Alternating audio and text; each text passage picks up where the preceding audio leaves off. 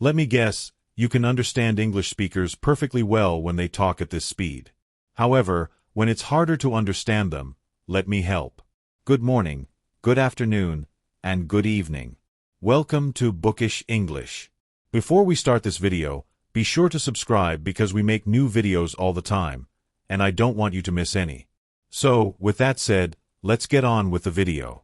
Okay, let's really learn how to understand English native speakers. I have some tips that will help you. Okay, tip number 1. I bet you can understand this person. People often ask me why I'm so interested in the mental health of children and young people, and the answer is quite simple. Because I think that every child should have the best possible start in life. I'm pretty sure you will find it much harder to understand this person. I know other girls in relationships let these things slide and, let their boyfriends text every Tom, Dick, and Harry. Let's try another example. Can you understand this person? The goal, the objective of economic policy, should be collective well-being. How happy and healthy a population is, not just how wealthy a population is. I'm just guessing, but I think you can understand that person pretty well. But what about this person? That thing. I've not been able to sit back and enjoy it because you're always on the move to the next thing. And on the move to the next thing.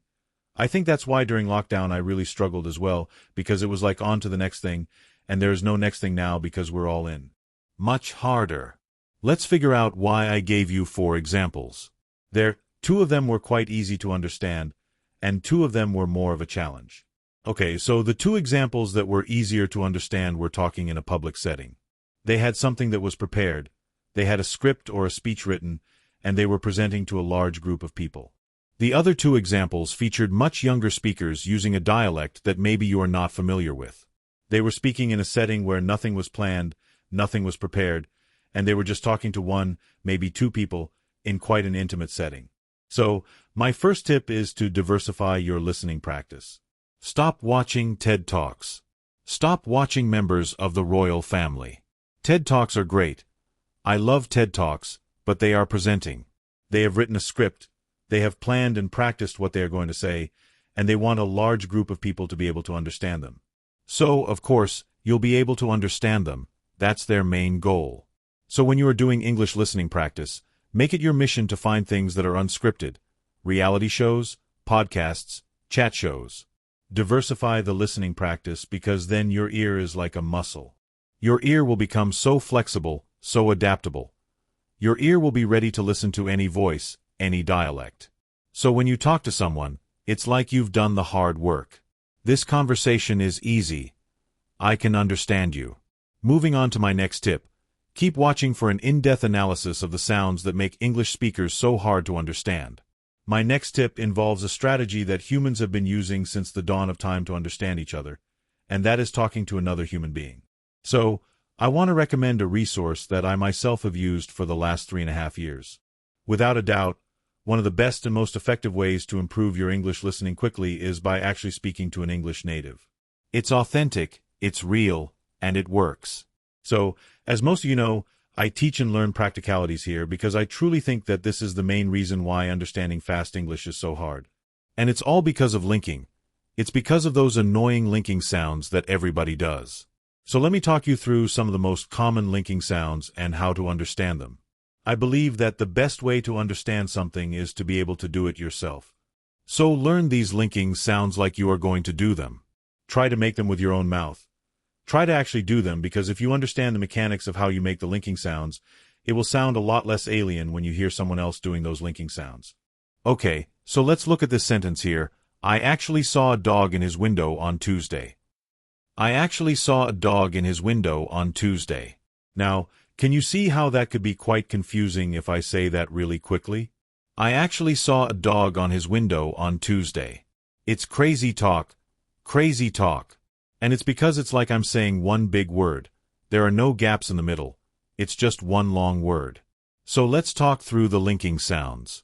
The first one we've got is, I actually.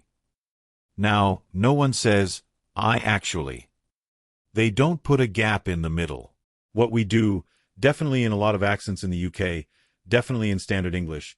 Most of these links are based on standard English, but a lot of them are international. Lots of different dialects use these linking sounds. So when you've got, I actually, How are we going to link that? What we're going to put in the middle is we're going to put a Y sound, so it becomes I actually. Why do we say Y? Let me tell you. So this is a vowel to vowel link. Okay, so we've got an I, and then we've got an A. I-A. Alright, so there are two vowel sounds, so we have to create a link because they don't really link together without putting something in there.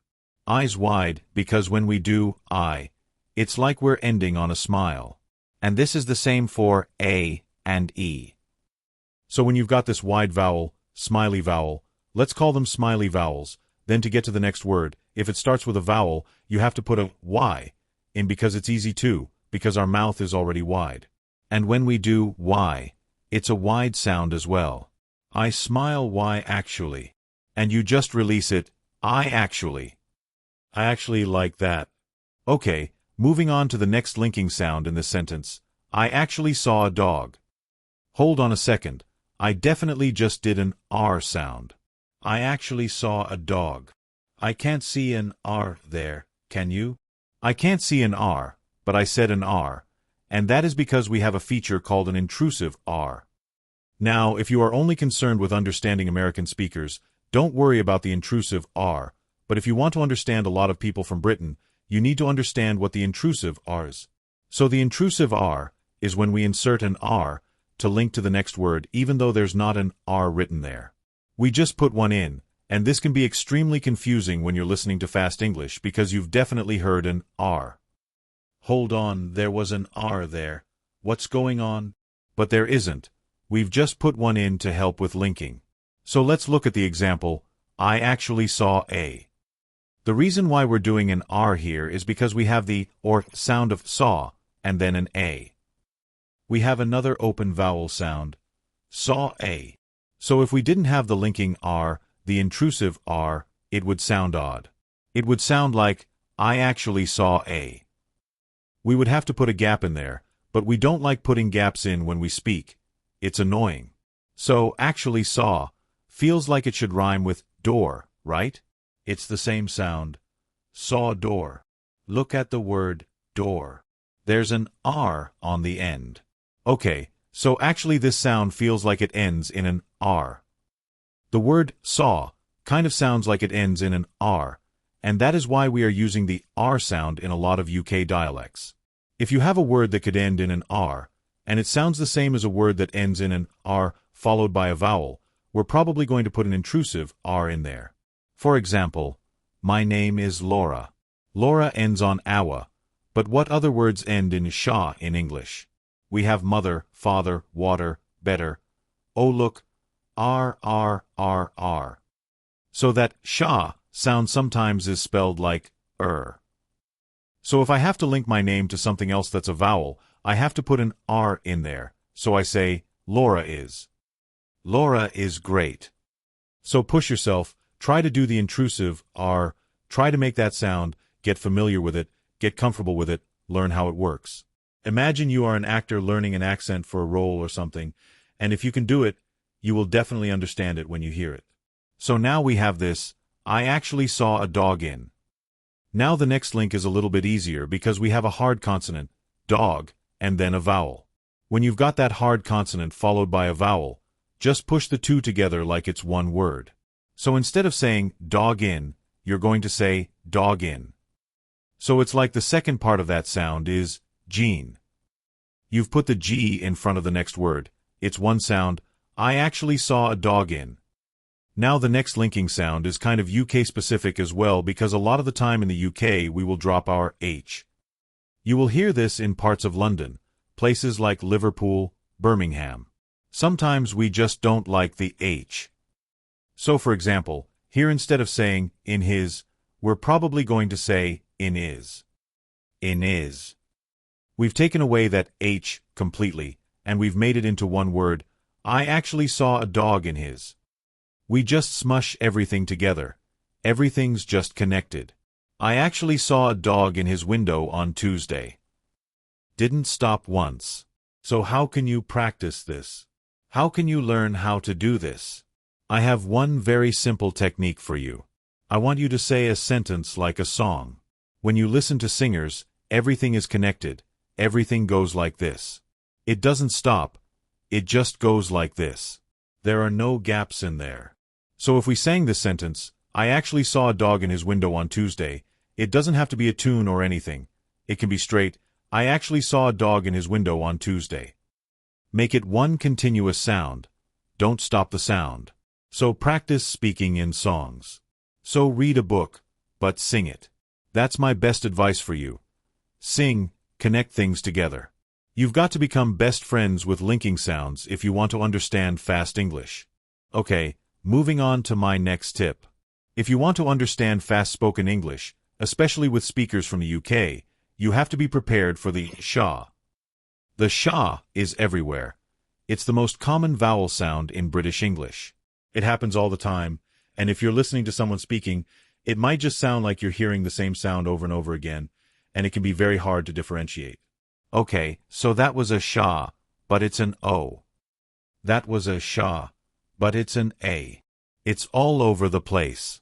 Okay, so if you are not familiar, awa sounds like this, It's not a very cheery sound. It's not very happy. It's pretty miserable. Staying alive, staying alive. It's just neutral. Nothing happens with the mouth. Nothing happens with the tongue. In a standard English dialect, this sentence would sound a little something like this. I was a doctor for 2 years, a teacher for 4 years, and then an administrator because I love change. Did you hear that, all the way through? And awa doesn't have to be one letter. Awa isn't always an A or an E. It's very hard to spot because they just happen all the time. So, for example, in a word like doctor, teacher, these er or ending words, that will be awa. So, drt, teacher, administrator, that will be awa. Also, the word for, a lot of the time we don't complete that sound. We just go f. A doctor for 2 years, a teacher for 7 years. We're not even completing the word. We're just saying f. Also, the word was can become was. Was. I was a doctor. I was a doctor for 2 years. I was a doctor for 2 years, a teacher for 7 years, and an administrator. An administrator, the sha, just takes over. So you have to be prepared to hear it, and you have to know when to do it and how to do it. So do some research, practice.